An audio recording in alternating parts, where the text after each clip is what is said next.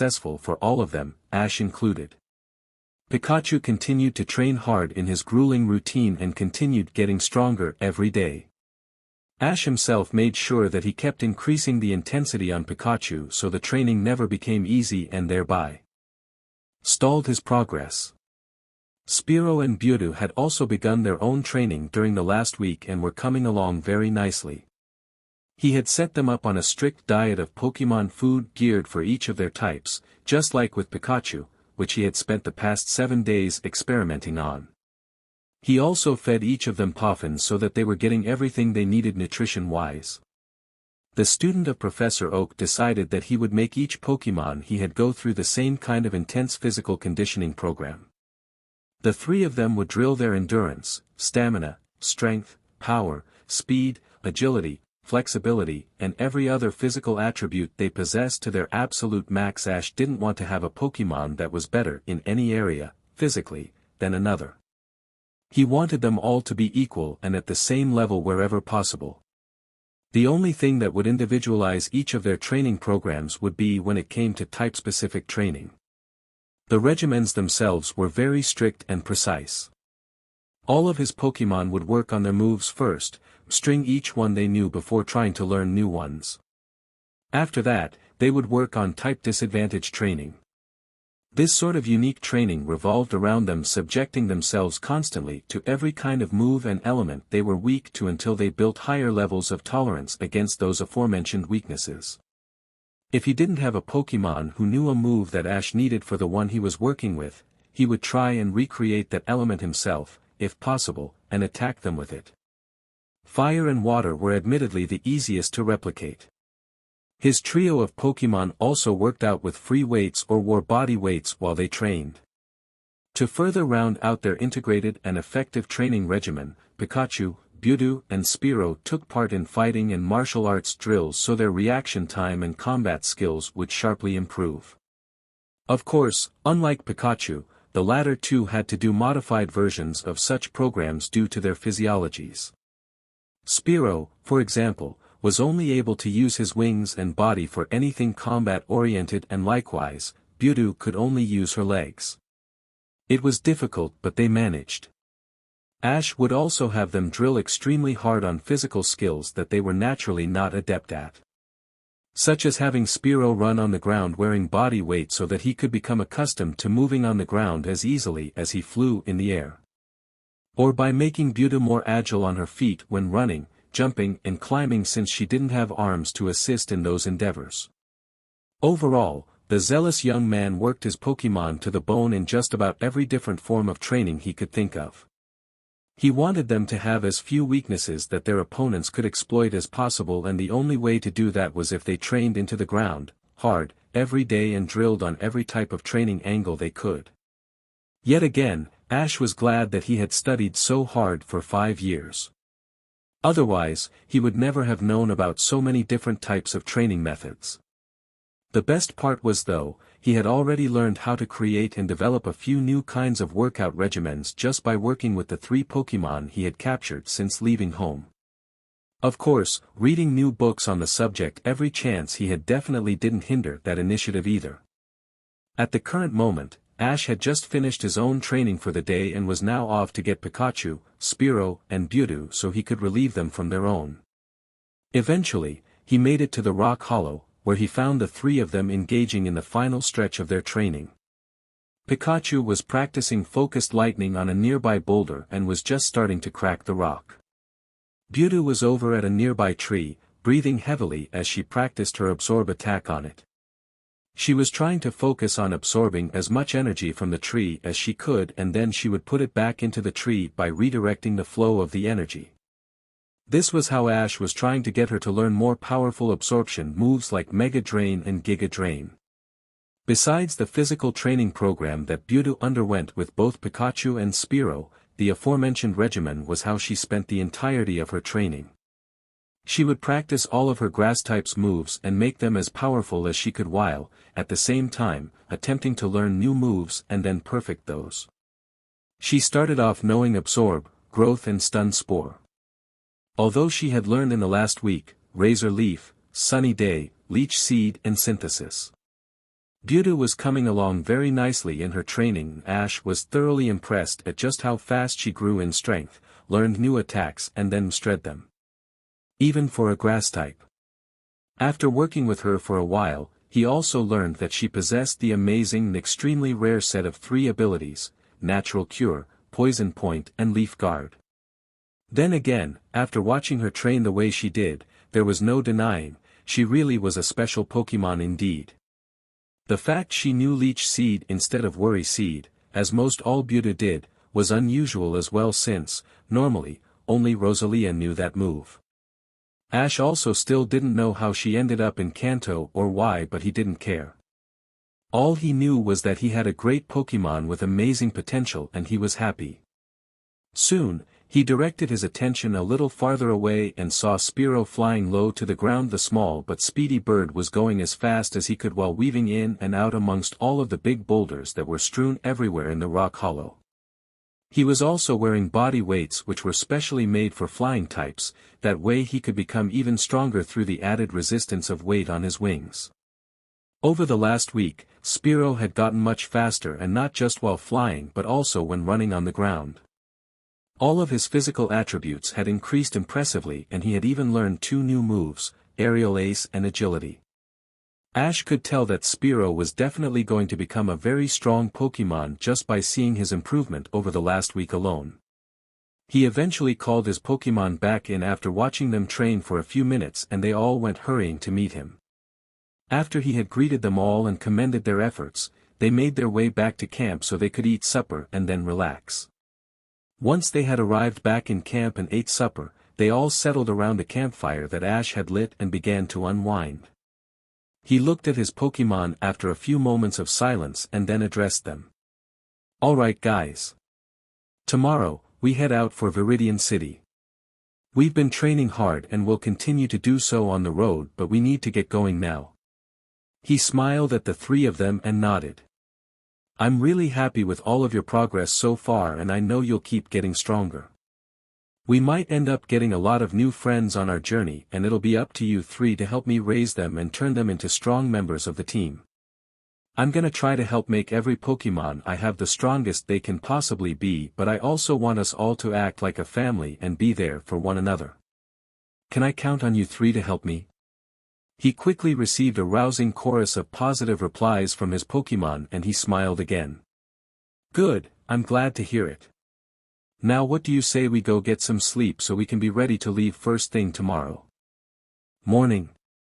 The 3 excited and determined young Pokémon agreed, and with that decided, Ash returned Spearow and Mewtwo before putting out the fire and then heading to his tent with Pikachu. He was ready for tomorrow's venture to Viridian City, and after all the preparing they had done, the young Pokémon Mstr hopeful knew his team was as well. Whatever they encountered they would face together, and for him, that was all that mattered. Episode 3, End.